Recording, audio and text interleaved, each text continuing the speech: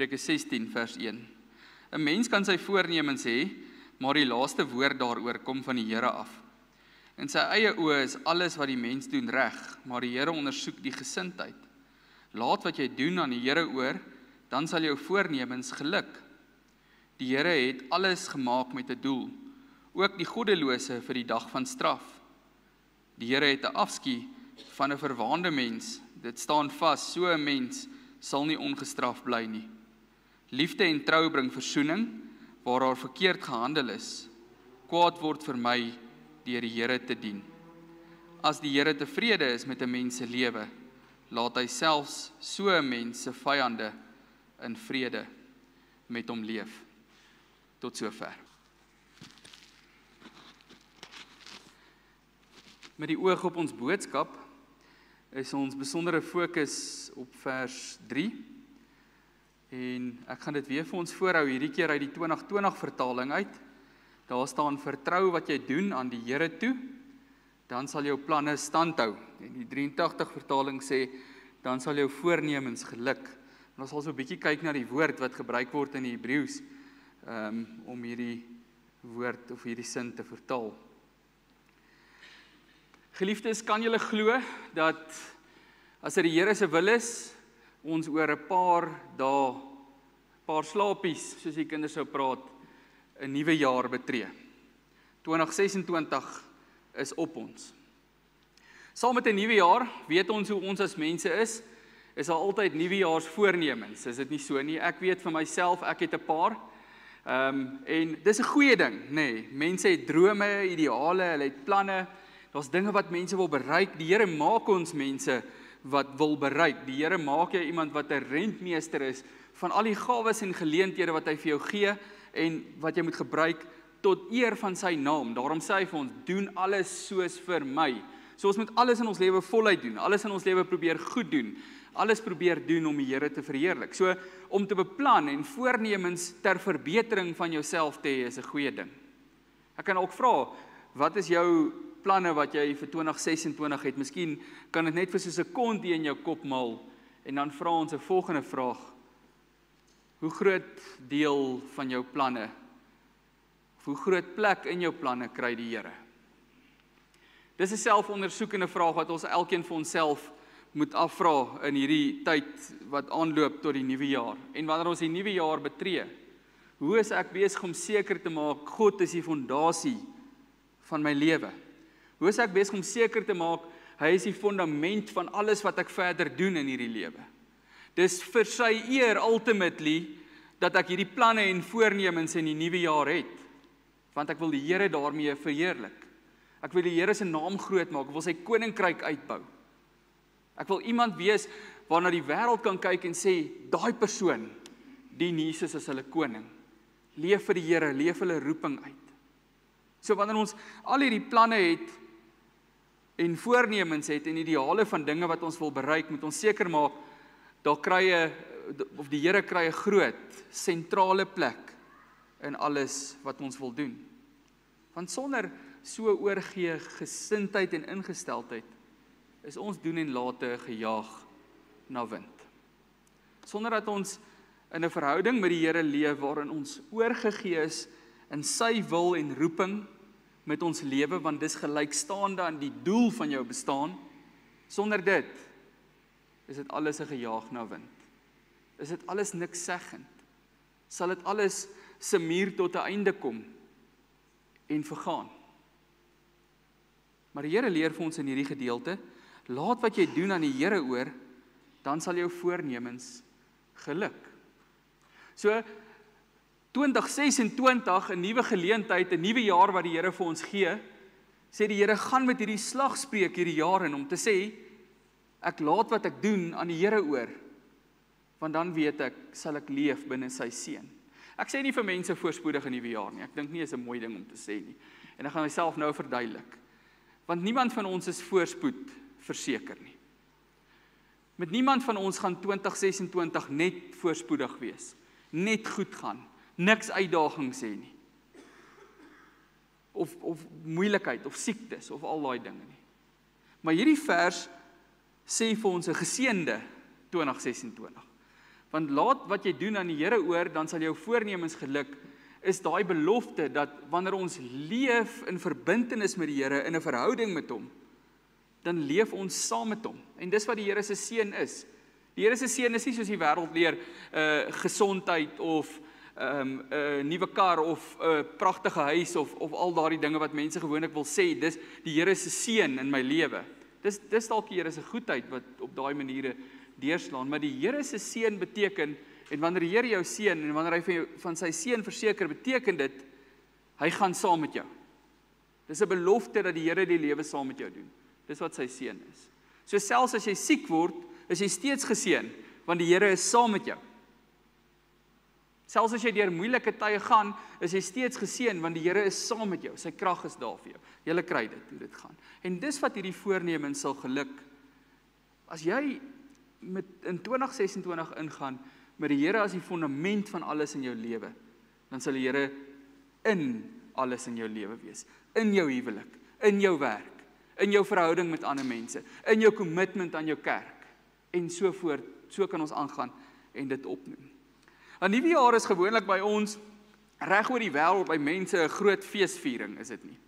So vandat ek oor 30 is my grootste uitdaging elke jaar om tot 12 uur te kan wakker bly op 'n Oudejaarsdag. Nee, dis net moeilik. So, maar ons gaan hierdie jaar weer probeer. Maar dis nou nogal 'n ding waarvan mense 'n groot ding maak, nee. Hulle wag tot 12 uur en almal vier fees. Ek gaan nie probeer beskryf wat almal verskillend doen nie. Maar almal vier fees, want is nog 'n jaar, nog 'n geleentheid, nog tyd wat die Here vir ons gee. Tyd is daai een ding in hierdie lewe wat niemand van ons op geen manier kan koop nie, kan ons. Elke stukkie tyd in jou lewe is genadetyd. Maar is nuwejaar feesviering iets nuut? Of is dit selfs 'n geloofsding? Kom ons kyk daarna. In die Ou Testament het die Jode uit opdrag vir die Here die Rosh Hashanah fees gevier, wat hulle nuwejaarsfees was.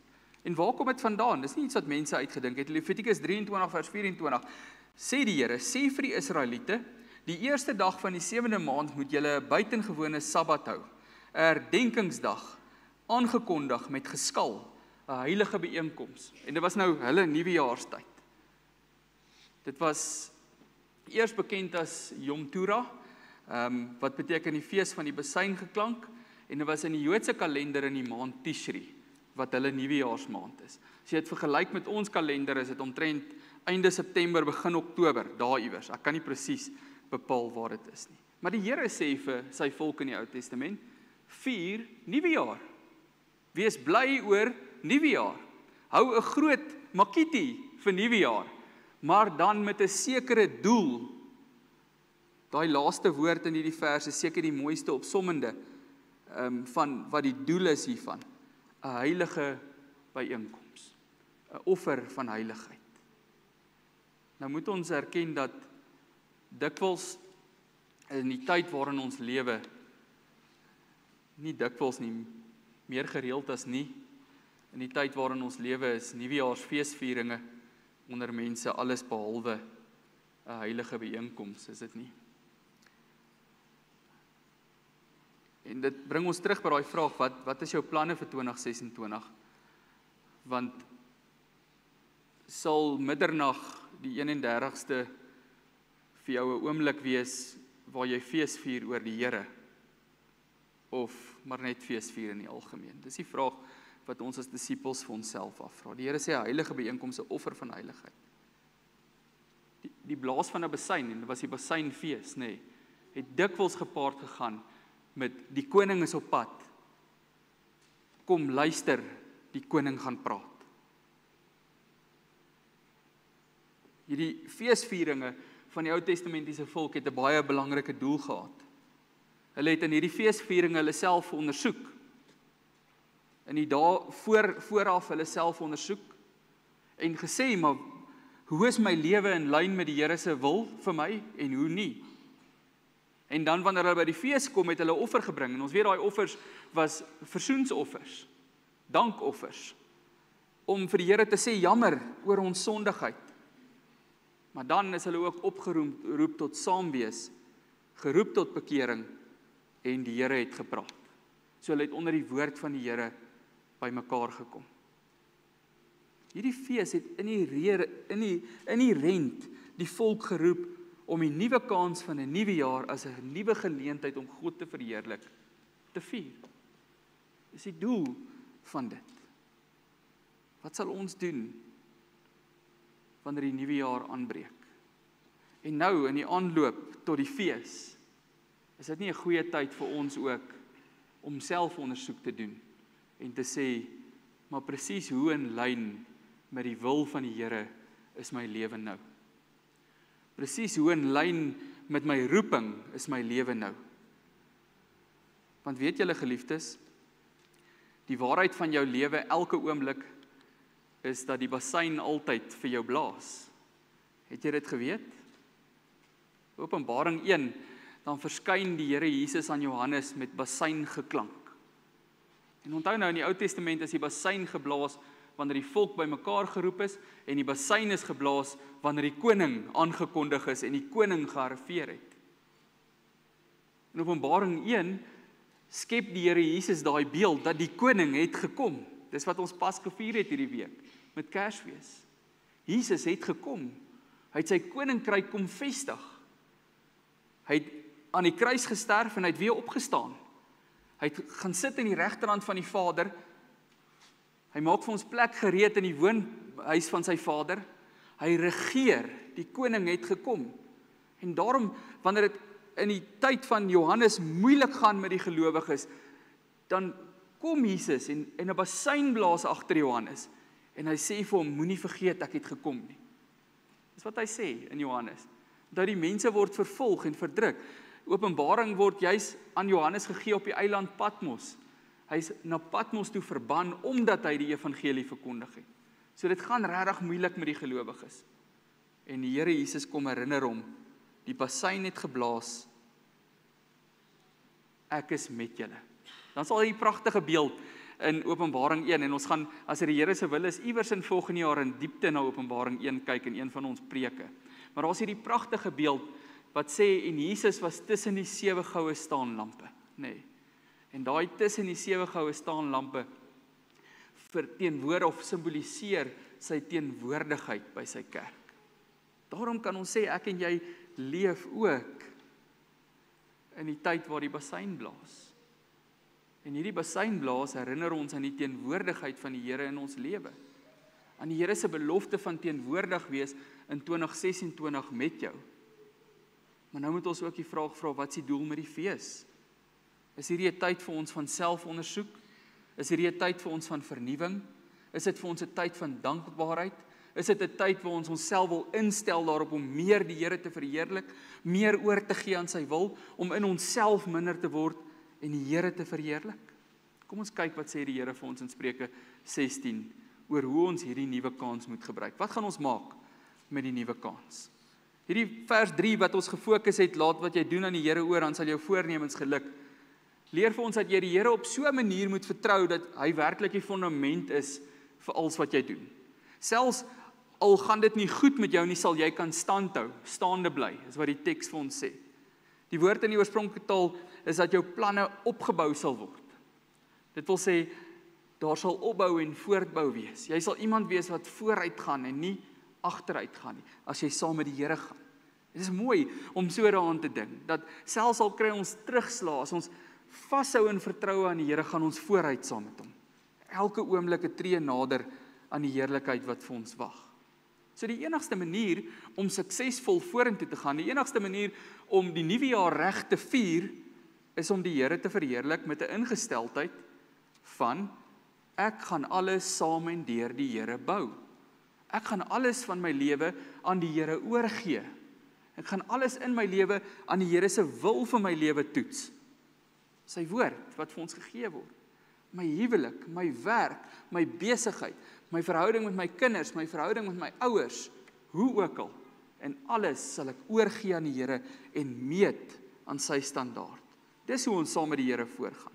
Dan gee hierdie teks vir ons 'n paar basiese beginsels en daarmee stuur die Here ons ook huis toe of in die nuwe jaar in hierdie jaar. 'n Paar basiese beginsels om met die regte ingesteldheid hierdie jaar in te gaan. Die eerste een is, vertrou op die Here. Dis ons teksvers, nê. Laat wat jy doen aan die Here oor. Vertrou hom. Gee oor aan die Here. Hy is in beheer, ons is nie. Weet, die sondige natuur van die mens maak dat ons baie keer wil dink ons is in beheer, maar ons is nie. Die Here is in beheer. Gee oor aan hom, is wat vir ons gesê word. Vertrou hom. Ons bely in die Heidelbergse Katekismes in Sondag 10, wat die samevatting van die Bybelse leer oor vertroue, oor die voorsienigheid van God is, dat daar's nie 'n lower of 'n gras of 'n haar op jou kop wat kan beweeg of val sonder dat die Here daarvan weet nie. Hy is in beheer oor alles, sodat ons in voorspoed kan dankbaar wees, want is alles die genade van die Here. En bely ons dan ook dat ons in teëspoed geduldig kan wees, want die Here is steeds in beheer, selfs al gaan dit nie in hierdie oomblik met my goed nie. Ek moet hom vertrou. Dis wat ware geloof is tevredenheid met God se plan, ongeag hoe dit met jou gaan. Dis 'n moeilike ding, nê? Maar die Here weet beter, is die waarheid waarin ons moet vashou, die waarheid waarbinne ons moet groei en waarin ons moet oorgee. Die tweede ding word vir ons in hierdie gedeelte geleer in vers 4. Die Here het alles gemaak met 'n doel. Nou word daar gebruik die voorbeeld van die goddeloses tot die goddeloses vir die dag van straf. Maar kom ons vat net hierdie waarheid. Die Here het alles gemaak vir 'n doel. Weet jy wat se leuen laat die wêreld ons baie keer glo? Is dat die dinge in ons lewe wat nie noodwendig lekker is nie of uitdagend is, nie 'n doel het nie. Dat dit doelloos is. Of nog erger, dat die wêreld mense so brainwash om hulle self aan wêreldse standaarde te meet, dat baie mense op 'n punt in hulle lewe kom waar hulle sê, maar ek is doelloos. Ek het nie 'n doel nie. Die vraag is nou, wie toe gaan 'n mens om die doel van iets te bepaal? Waar kry jy die antwoord op daai vraag? Wat is die doel van iets? Is die beste persoon om daai te antwoord nie die maker daarvan nie. Die maker bepaal die doel. God is jou skepper. En hy het met jou 'n doel. Hy het alles volgens 'n doel gemaak. Selfs al gaan jy deur moeilike tye. Petrus leer vir ons in 1 Petrus 1. Selfs al moet jy 'n klein rukkie deur 'n vuuroond gaan, bly vertrou. Ook in dit word jou geloof gesuiwer, leer hy daar vir ons. As jy die vuurproef deurstaan, kom jy sterker aan die ander kant. En daarom moet jy dit huis toe vat, en jy moet dit in hierdie nuwe jaar invat, dat die Here het jou en jou lewe gemaak met 'n doel. Maar hier is die selfondersoekende ding, hou ek vas aan daardie doel? Leef ek in daardie doel? Of het ek my eie doele hier langs die kant begin skep, en vergeet van wat my werklike doel is? Kom ons gaan vinnig na Efesiërs 1 toe, om beskrywend tot die Christen se doel, net ietsie van wat die Here doen, vir ons by mekaar te probeer vat. In Efesiërs 1, vers 3, ek dink, staan daar, voor die grondlegging van die aarde, het God jou uitverkies om heilig en onberispelik voor hom te wees. Met ander woorde, voor die grondlegging van die aarde, het die Here beplan hoe hy jou gaan maak, en dan met wat se doel hy jou maak, om heilig en onberispelik voor hom te wees. Met ander woorde, in 'n verhouding met hom te leef, waarin jy oorgegee is aan Jesus Christus, wat jou verlossing is. En dan 'n rukkie later in vers 10 staan daar, en sy doel verder met dit was, om alles onder een hoof te verenig, naamlik onder die hoofskap van Jesus Christus. So hier raak ons doel nou nog duideliker. Die Here het my uitgekies om in 'n verhouding met hom te leef, en dan in hierdie verhouding het hy my bestem om in 'n verhouding met my medegelowiges onder die hoofskap van Jesus te leef. Ok, dit maak meer sin. Gaan ons na Efesiërs 4 toe, dan hoor ons die Here leer daar vir ons, Jesus Christus is die hoof, en uit hom groei die hele liggaam. Die verskillende liggaamsdele pas by mekaar, elkeen vervul sy funksie. So wat nou ons hierdie nuwe jaar ingaan, is die eerste ding wat ons vir onsself moet sê, is ek het 'n doel. Ek het baie doele in hierdie lewe. Maar dit alles word saamgevat in waar ek leef onder die hoofskap van Jesus, wat my koning is, en binne die doel van die gawes wat hy vir my gegee het, om dit uit te leef. Ek dink die mooiste nuwejaarsvoorneme van enige iemand sal wees, om te sê, hierdie jaar gaan ek meer fokus daarop om te sê, die Here het my doelmatig gemaak, en om te ontdek, presies hoe lyk die praktyk van daardie doelmatigheid. Die derde een, tweede laaste een, is, wees nederig. Weet julle, sonder dat ons dit agterkom, dis nie moedswillig nie, in baie gevalle nie moedswillig nie, leef ons met soveel hoogmoedigheid. Hoogmoedigheid teenoor mekaar, maar ook hoogmoedigheid teenoor die Here. Want as die Here sê so, dan sê ek sis, nee. As die Here sê daai kant toe, dan sê ek nee, daai kant toe. Wat is dit anders as hoogmoed? Daar's 'n ding wat ek baie keer sê, 'n hoogmoedige mens sê hy het nie die Here nodig nie. Of hy het nie die Here, nee, kom ek sê, 'n hoogmoedige mens sê hy het nie die Here se genade nodig nie, nee. Maar 'n mens wat homself jammer kry, sê ook daarmee die Here se genade is nie vir my genoeg nie. So as jy is nie net hierdie ouens wat breëbors rondloop, wat val in die gat van hoogmoed nie. Dis ook iemand wat nie tevrede is met hoe God beplan en gedoen het nie.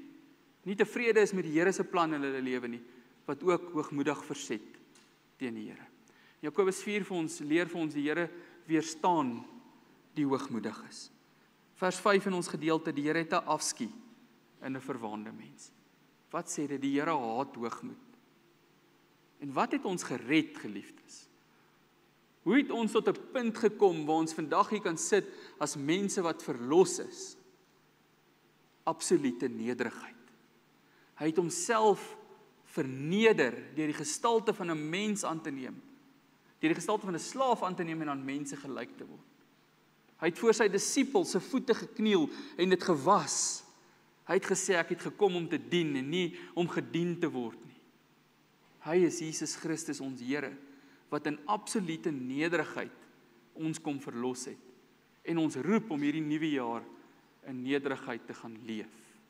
Want die nederiges besef hulle afhanklikheid en die Here sê, oorvloedig gelukkig is die wat weet hoe afhanklik hulle van die Here is, want aan hulle behoort die koninkryk van die hemel. Matteus 5 vers 3. En die laaste een wat daarbey aansluit, soek die tevredenheid van die Here. As die Here tevrede is, vers 7, met 'n mens se lewe, laat hy self so 'n mens se vyande in vrede met hom leef. Nou, hoe kan ek en jy die Here tevrede maak? Geen mensewerke maak die Here tevrede nie, behalwe die volmaakte werk van een mens, ons Here Jesus Christus.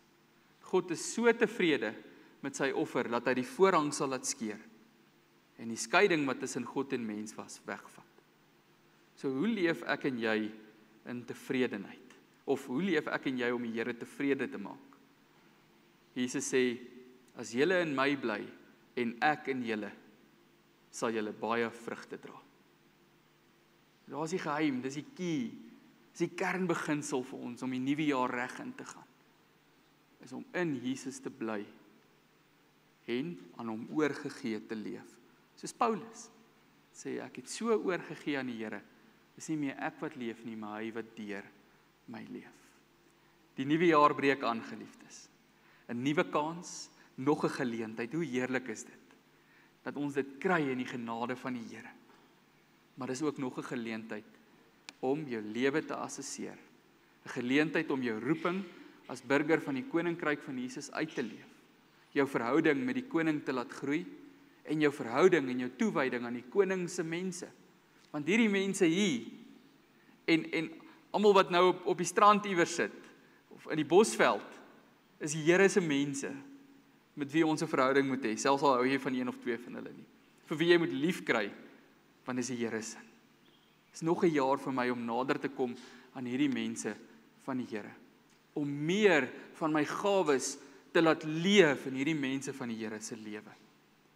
En ons moet dit doen in vertroue op die Here, met ons oë op sy doel, in afhanklikheid van hom, in nederigheid soos Jesus in nederigheid, en tevrede in sy plan.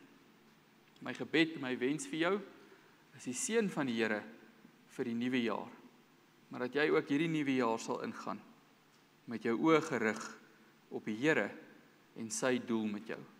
Want so sê die Here vir ons, dan, en slegs dan, sal jou voornemens geluk. Mag elkeen van julle se voornemens waarlik in julle toewyding aan die Here elke oomblik geluk. Kom ons bid saam. Dankie Vader dat ons die geleentheid het van 'n nuwe jaar in ons lewe, maar dat ons ook die wonderlike voorreg het om hierdie nuwe jaar saam met U in te gaan.